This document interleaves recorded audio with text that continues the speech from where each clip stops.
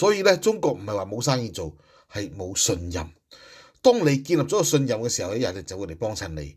其他嘢全部都唔可靠，全部都呃人嘅，冇一樣嘢係真嘅，係嘛？樣樣都係假嘅。包括我見到綠蝦啦，係嘛？原來扮嘅嗰個蝦字好似個含字，原來係喺度模仿山寨。喂，呢啲嘢都有人信嘅，你諗下，係嘛？即係一個嚴重文字未開。嗱，好啦，咁但係咧，呢件壽司郎亦都係一個政治事件嚟嘅。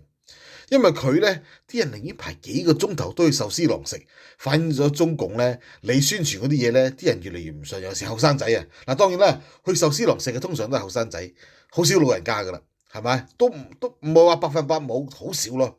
咁所以咧，中共嗰啲即係點講啊？嗰套咧，後生嘅一輩越嚟越唔 buy 嘅。